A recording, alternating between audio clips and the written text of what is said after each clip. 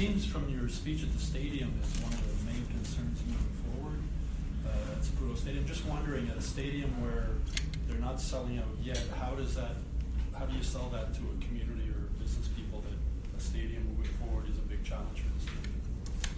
Well, it really isn't about taking the existing stadium and adding more seats. It's about how do you take a stadium that was appropriate at the time and even begun before Major League Soccer, and provide more amenities for fans and frankly more opportunities to engage the corporate community.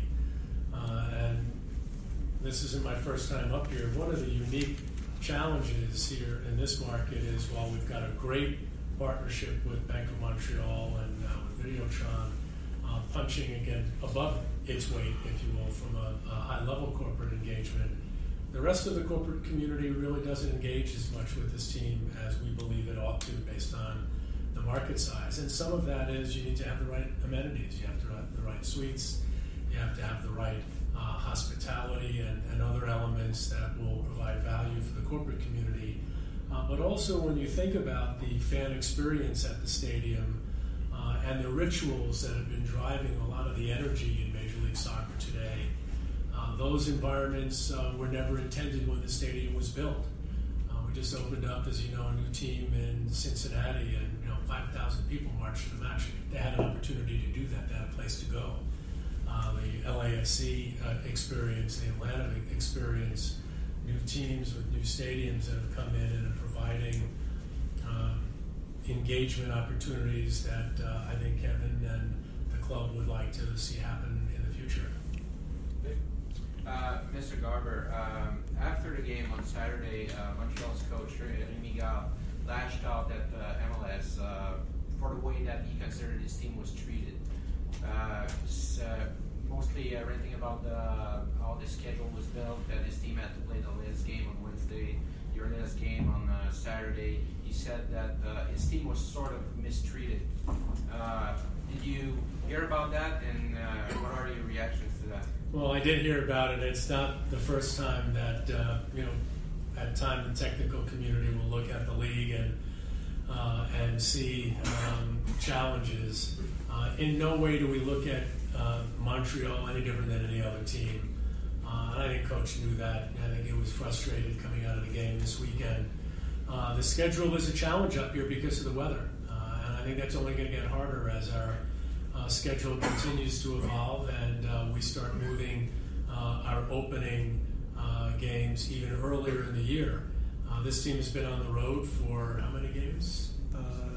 10? I'm out of 13. So, I would love to have a heated field, and I'd love to have more of a roof and all these things that Joey's going to have to think about, along with Kevin, whether or not they could manage that investment and how to make that make sense.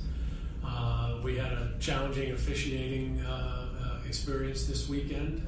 This sport is not perfect when it comes to officiating. I saw that play and believe that the coach probably wasn't wrong on thinking that a mistake was made. That's not the first and it's not the last time, and I understand the frustration, but it's not at all in any way related to the league's view of Montreal. Frankly, I think it's quite the contrary. I think this team is close to our heart. We really wanted to be in Canada. The Saputo family is deeply, deeply, personally, financially, and emotionally committed to our league and this sport. So I don't know why anybody think that we would treat this club any differently than any other. Pour Kevin Gilmore. L'équipe gagne. L'ambiance au stade est bonne. Et pourtant, vous avez des joueurs francophones, 14 personnes s'expriment en français, vous avez des vedettes locales. Et le stade n'est pas encore plein. T'sais. Même le match d'ouverture n'était pas plein. Il y avait plus de monde pour aller voir les Blue Jays aux Stade olympique que pour aller voir l'Impact au match d'ouverture. C'est quoi le problème, en fait? Qu'est-ce qui... Écoute, match d'ouverture, on pourrait parler du fait que 4 jours avant, il y avait 4 pouces de neige sur le terrain, puis il y avait des inondations en même temps que les gens avaient. Je veux dire, c'était pas nécessairement front of mind pour tout le monde. Écoute, il y a du travail à faire plus de bruit. Je pense que la plupart du temps, je parle à quelqu'un qui est jamais venu au stade, sont fans du soccer, mais ils n'ont jamais pris le temps de venir au stade. Donc, c'est à nous autres. Ça, c'est notre responsabilité de parler aux gens. puis de s'assurer qu'on leur donne une raison de venir au stade. Pas juste une équipe gagnante, une atmosphère, mais aussi leur donner vraiment une raison de venir au stade au-delà de ça. Souvent, on parle d'un ami qui nous dit « Hey, je suis allé, tu devrais aller voir ça ». Justement, après notre premier match, le lundi après, il y a quelqu'un qui s'est présenté pour la première fois à un match. Il est rentré, il a acheté un billet à la billetterie avant le match parce qu'il avait entendu parler de ça, lui et sa femme. Puis le lundi après, ils m'ont appelé pour acheter des billets de saison pour non seulement cette saison, mais il voulait s'assurer qu'il allait l'année prochaine. C'est leur première fois. Donc c'est ça. Vous avez été très agressif sur le pricing, notamment le dernier match. Là, il y a eu des offres de dernière minute, là, par exemple 4 billets, $20, 4 fois 20.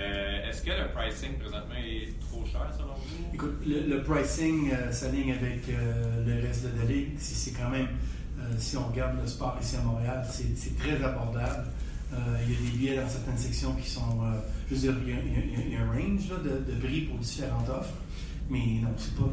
Moi, je pense que le prix est ce qu'il devrait être. Commissioner, along the lines of the comments from Rémi Garde, obviously a lot of the players lashed out also a few weeks ago about the chartered flight situation. The team was stuck here at the travel game day. Being someone who travels with the team, I know how much of a challenge it is. What's the feeling in the league now coming up to the end of this collective bargaining agreement? Is there a desire on your part and on the owner's part to get this problem resolved and get all the teams on chartered flights so we can, put this behind us? Yeah, obviously we were very close to the situation in the New England game, and it was unfortunate. At the end of the day, we and our players' union have to negotiate a new agreement that's going to take increased investment by ownership and reach agreement with the players on where they want that money spent. And it is not something that is universally accepted that if you were going to tell the players I can pay you X more in salary, or I can have all teams travel charter, that they would take the charter over the increase in salary. So it's balanced, and it's a negotiation. I think ultimately as a league and as its commissioner, we do need to have more charter travel. We need to find a way that we can manage that so that we can be the league that we want to be going forward. And I think in the new agreement, you'll see a lot more charter flights than you've seen in the previous agreement. I don't know that in this new agreement will be at every flight will be a charter for clubs. As you probably know, the Vancouver team is traveling 60,000 miles a year. Yep. If you're playing for a Premier League team in London, you can be home for dinner at night. 4 or 5 clubs can drive to the game. So we have unique geographic challenges that we have to manage. But net, you'll see more charter travel in the new agreement. In terms of stadium renovations, and you talked about possibly a roof or anything like that, is there anything the league can offer in terms of help to get that done? Because you were here a couple of years back, and it seemed like we haven't moved along much since then. Is there anything that the league can do financially or whatever to help this team get to that next level, get the heated field, get the seats changed if necessary? The plumbing also needs to be changed from what I'm hearing. So is there any part that the league can play in that? No, I think as the league continues to evolve, the league itself is less engaged with teams in working with them on financial solutions because the league is getting much larger. It is much of the decision making and much of the strategy of the league is moving from league focus to club focus. Now, this is something that the Impact is going to have to resolve. They're going to have to figure through, manage through the economic realities and the unique tax structure that has a tax on investment here in this community, which is unique. We have a public-private partnership in almost every one of our stadiums. Most of the new stadiums are privately funded. The vast majority of them, they're taxed not on the investment, they're taxed on the revenues, which to me makes sense. But ultimately, the Impact, Kevin, is going to have to figure this out. He's going to have to drive revenues to be able to justify to his owner that this makes sense. And just to add that, you're talking about the league assisting us on areas where we don't need assistance. It's not as though ownership has said that they're not willing to privately fund renovations or work. The key issue becomes the taxation structure and how to make an investment, make sense of an investment when you're being taxed on that investment. So that is I think, at the crux of the issue. Sure. Mr. Garber, there's going to be two questions, if you allow me. The first one, going back to the stadium, I just want to understand, the league is getting bigger and bigger. There's going to be like 30 teams in 3-4 years from now. With their capacity at around 19,000 seats, do you think Montreal can make it in a league that's getting bigger, with stadiums that are bigger, with money coming in, Canadian dollars, whereas you pay in American dollars? Where's your stand on that? Well, there are two different issues. I'm going to just park the Canadian dollar issue and just talk specifically about the size of the stadium. LAFC Stadium is 20,000 seats, but if you go there, you'll see it's been built to drive more revenue than Stade Saputo can drive today. Because at that time, particularly remember, Stade Saputo was built before they came into Major League Soccer. They renovated when they came in. In 2012, MLS was sort of in what we call the beginning of our 2.0. And now it's just risen to another level. And that level has proven that in many markets, Toronto being an example of one, that they can drive more revenue with an increased investment in the facility.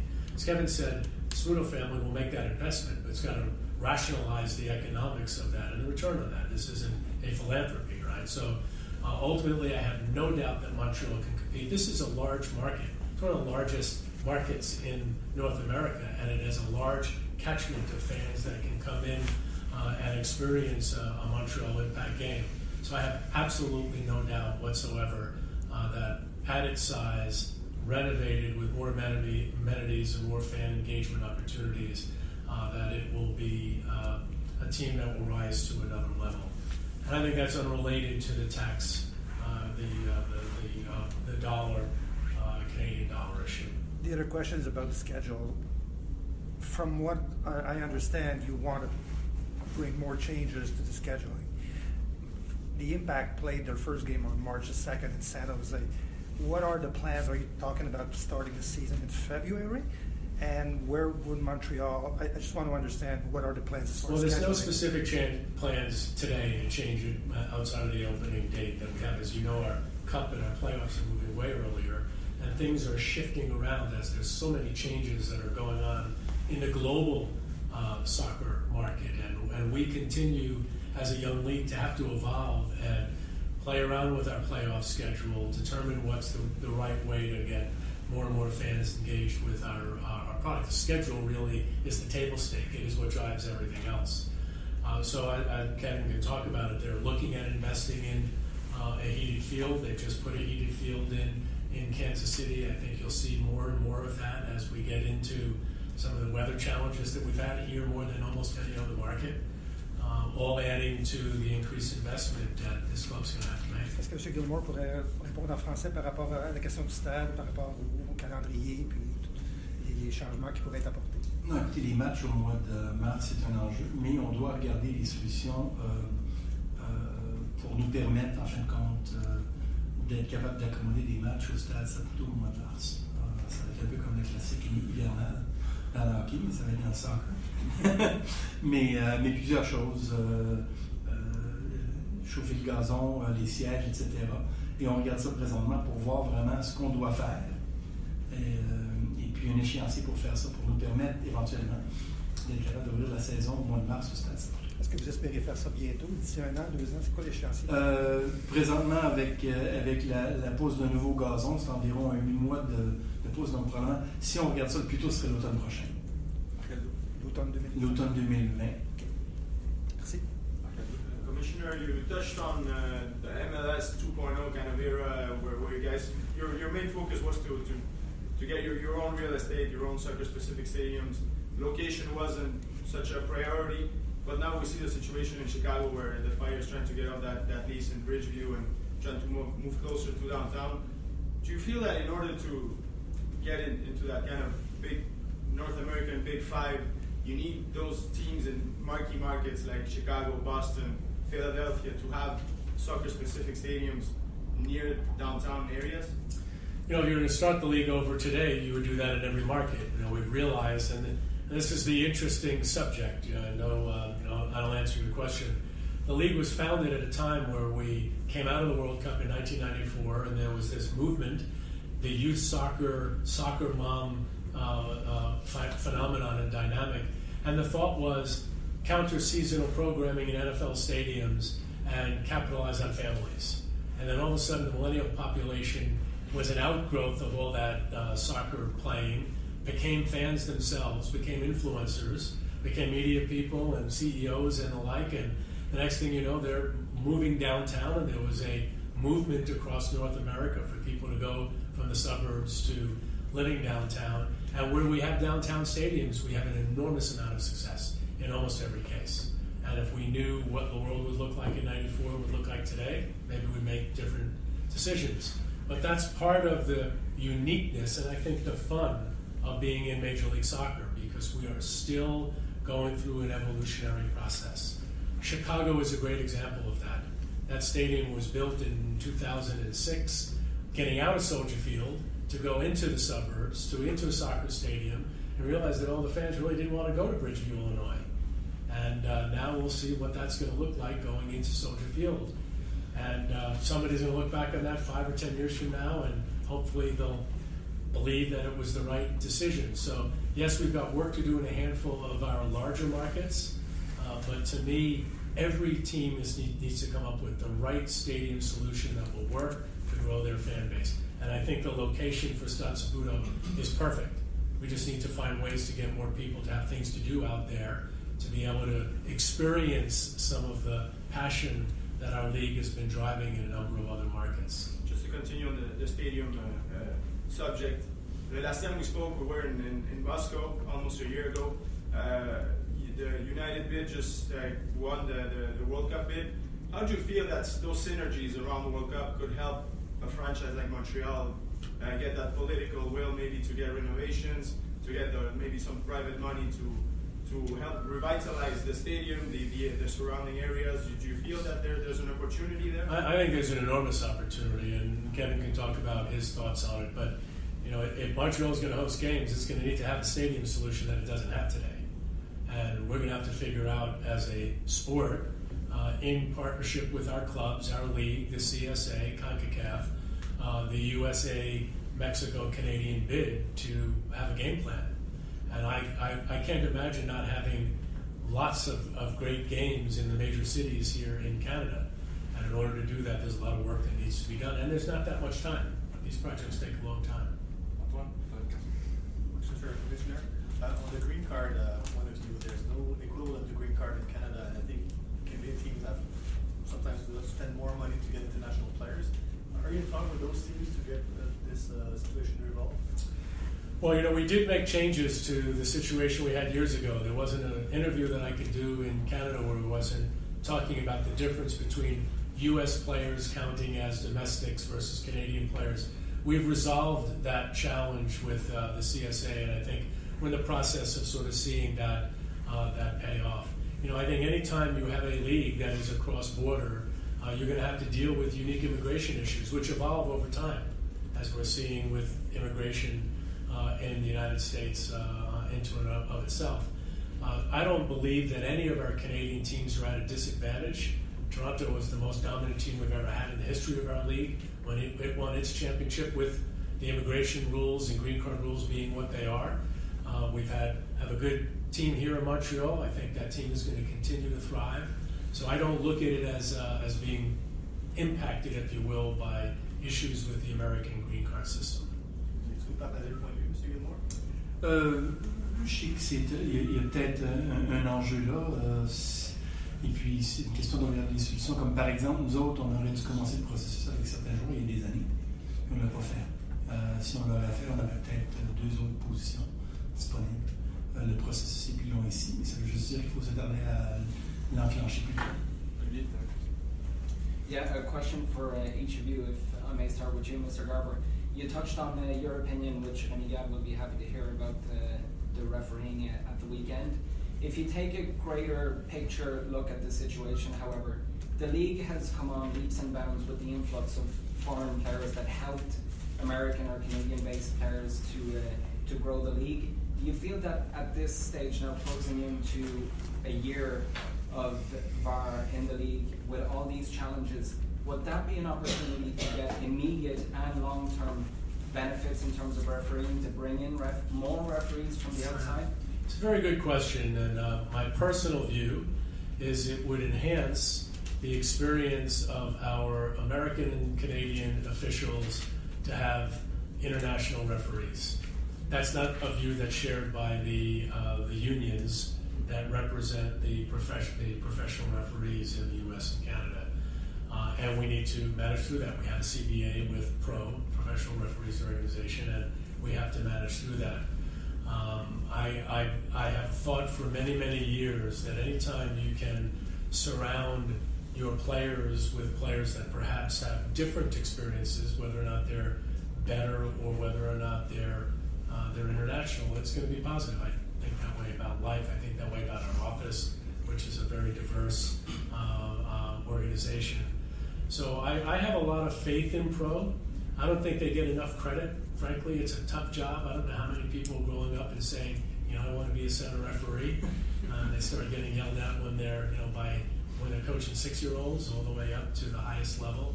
Howard Webb, who runs pro, is one of the most experienced referees in the world. He's a very serious guy. He's got a great relationship with the CSA. I think we're leaders in this space, but it is imperfect. And I feel for the club when it has a bad or an incorrect call. I applaud the fact that pro is becoming a bit more transparent in acknowledging that, as the NHL had done in the Las Vegas San Jose game. I think fans and media and players and coaches need to understand that coaches are doing the best possible job. Referees do the best possible job they can. They're training. They're going through an enormous amount of education, but it's part of the beautiful game, and that's just the nature of the sport that we all are engaged in. Et Kevin, on parle du stade, si je comprends bien, parce que c'est comme un ensemble de discussions qui sont rassemblées dans une. À l'intérieur du stade, l'idée, c'est pas pour monsieur, madame, tout le monde qui achète un billet une fois de temps en temps ou même des billets de saison. C'est vraiment pour amener des revenus supplémentaires en termes de partenaires corporatifs ou de billets corporatifs. À l'extérieur, maintenant, est-ce que j'ai bien compris tout à l'heure des propos de Joey, qu'on cherche peut-être des partenaires en dehors des terrains de la RIO? Et bref, qu'est-ce qu'il faut qu'il se passe pour que vos tentacules, puissent sortir du stade? Je pense que si on regarde dans les 4 murs, tu as raison, c'est plus le mix de l'offre. Pour avoir un peu plus d'offres qui touchent le corporatif, le VIP, c'est pas juste des compagnies qui veulent être là. Des fois, il y a des gens qui aiment l'expérience VIP. Donc, c'est nommé. À l'extérieur des 4 murs, il y a un intervenant, un partenaire, la RIO, le quartier olympique. Et puis, c'est une question de travailler avec eux autres pour vraiment une planification qui nous permet de travailler avec eux pour trouver une solution, non seulement pour nous, mais pour l'expérience des gens qui viennent. Parce qu'on fait partie du quartier olympique. Donc, l'expérience au Stade Saputo, c'est une expérience qui affecte l'expérience du quartier. Donc, ce serait en fin de compte de travailler avec eux autres, de regarder les solutions qui nous permettraient de créer un environnement à l'extérieur des 4 murs, plus propice à amener les gens, pas juste pour le match, mais avant le match, après le match, etc. Et concrètement, ça prend quelle forme? Est-ce que c'est des permis? Est-ce que c'est des exemptions? Ça prend quoi? C'est le permis de bâtir d'autres bâtiments? Je pense pas que c'est une question de bâtir, je pense que c'est une question plus d'infrastructure des alentours. On regarde présentement des gens qui marchent à travers le gazon pour se rendre au stade. Si on sort du métro, c'est pas l'approche la plus c'est pas la plus plaisante, c'est pas normal. On rentre, on cherche un peu, on marche à travers le gazon. Donc, créer vraiment un environnement d'arrivée plus en ligne avec ce qu'on voit dans les grands stades. Kevin, tu as dit que c'est pas tout le monde, l'appui corporatif. Il y a des gens, tu l'as mentionné, il y a des gens quand ils vont pour la première fois, je vais absolument. Oui. Ça fait pas longtemps que tu es en poste. Mais depuis que tu es là, qu'est-ce qui, d'après toi, fait que l'appui corporatif n'est pas circuit d'appel? C'est quoi tes premières constatations? Je pense que mon premier constat, puis je pense que Joey serait la première personne à l'admettre, c'est que l'humilité de la famille Saputo et le genre, eux autres se sont pas présentés à la communauté corporative en disant on a besoin de votre support. C'était plus comme on s'attend à ce qu'on ait des partenaires qui nous supportent, puis il y en a des naturels qui se sont présentés comme BMO, Vidéotron, TVA Sport, Saputo, Nutrilait. Donc, l'approche a été trop passive vis-à-vis le Québec Inc. Puis justement, avant que j'arrive, on a fait faire une étude avec National, on a parlé à des PDG avec des très grosses compagnies, puis c'était unanime. Demandez-nous de vous supporter, on est prêt. Si on peut trouver une solution qui est vraiment win-win, on est prêt à vous supporter. Puis moi, j'ai aucun problème avec ça parce qu'à la fin de la journée, comme je dis toujours, on est le seul business où le rapport entre nous et le consommateur est émotif. Puis les compagnies recherchent ça. C'est pas un produit, un prix, un compétiteur. C'est un lien émotif entre le club, les joueurs et puis le consommateur. Donc, nous autres, on peut livrer ce lien émotif. On peut créer une relation entre nos partenaires et nos partisans qui est vraiment unique. Puis moi, je l'ai vécu avec les Canadiens, je l'ai vécu avec toutes les organisations que j'ai travaillé avec avant. C'est quelque chose de vraiment unique à notre business. Donc, moi, j'ai pas de problème à me présenter au Québec et leur démontrer que, dans un premier temps, c'est un partenariat attirant pour eux autres, mais aussi que la Ligue s'en va dans une trajectoire importante et l'équipe aussi. Est-ce que, si je peux me permettre une question, est-ce qu'on, pour la désamélioration du stade, bien sûr, la Coupe du Monde, ça va être une bonne occasion, mais on parle quand même juste dans 7 ans. Là. Pour le moment, le plus pressant, c'est vous autres. À quel point c'est pressant de faire tout ça? Mais écoute, c'est pressant dans le sens que chaque mois, année qu'on perd, les coûts s'élèvent, donc ça devient plus dispendieux. Le niveau de désuétude, si on peut appeler ça, là, avec le stade, augmente.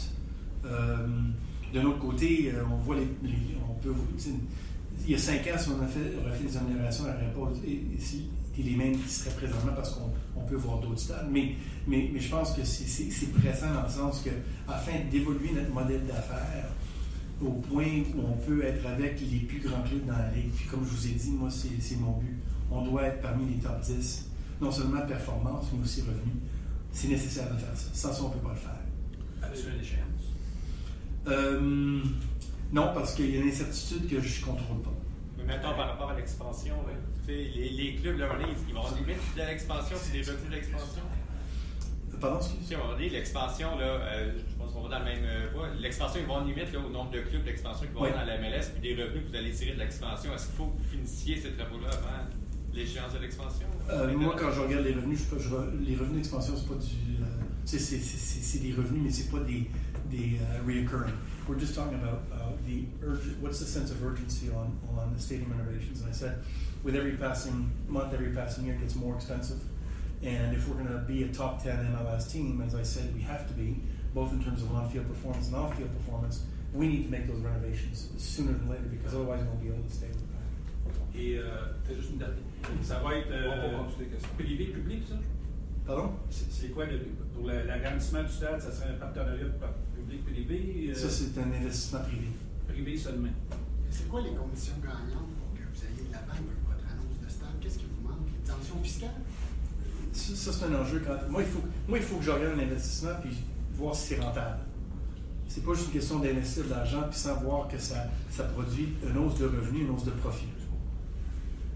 L'enjeu, c'est que si j'ai un coût relié à cet investissement, je suis taxé sur l'investissement, ben, ça rend le projet non rentable. Just to confirm, we were hearing that the calendar situation with the Impact playing so late, their home opener was exceptional for this year, and that as of next year they'd have to find a way to play some home games in March. Is that the case? Optimally, yeah. Okay, not absolutely, but ideally. Yeah. Okay. Last one. Mr. Gilmore, I imagine your days with the Canadians, you were at some Tampa Bay Lightning games in Tampa, and the atmosphere outside the arena there, where they have beer tents set up, they have bands, they have things for kids, they have all that stuff going on. Is that something that could be a possibility around Saputo Stadium, or are you limited in what you can do because of the OIB, or how does that work? Well, there's limitations and restrictions, but nothing that can't be overcome. So yes, absolutely. That's something we have to look at. Is that something you've thought Yep. about maybe No, doing? no, Is it sort of a short-term solution? Well, short-term and long-term, right? I mean, short-term, yes, in terms of the experience would not be as great as if you had the main entrance and the entry that we're talking about looking at in the context of renovation and improvements around. But long-term in terms of the guest experience, the ability to come before the game, a few hours before the game. You do have some supporter groups that do that now, but nothing basically organized by the clubs. So that's something we have to look at. Another question, just when was your first game that you went to at Saputo Stadium, and what maybe impressed or surprised you that you could sell to other corporate people, maybe people out there who've never been to a game and don't know what it's like? I'm just wondering what your first impression was the first time you went to a game. Well, the first time I went to a game was probably my second year here with the Canadians. And it's interesting because I'd be at Canadians games and I'd hear people cough during the play and it'd drive me crazy. I'd go, can't we get more atmosphere going on? Maybe it's because I'd lived kind of the hockey and the soccer experience in Europe and in North America. No, I think that the atmosphere is unique. And with our TV partner, we've talked to them about bringing some of that in-game, not on-field experience through the broadcast to make sure the people that are watching the game can sit there and say, you know what, this sounds like a fun game to go to. It looks like a fun event to go to. I've never been. My only soccer experience is my 6-year-old, and it's two hours of pain that I don't get back. So if that's their soccer experience and they've never been to a MLS game or any sort of professional soccer league, we've got to find a way to get them in because it's incomparable. If I can ask just one last one, with the corporate money, though, how much of since you've been with both teams, how much of an issue is it? How much of an issue is it with the Canadians sucking so much corporate money out of Montreal? I don't think anybody's sucking money out of the market. I think it's a question of letting partners understand the value and associate themselves with a sport that's the most popular sport in the world, appeals to a younger demographic than other sports, is on the upswing and can help them create a tremendous emotional connection between their brand and our fans.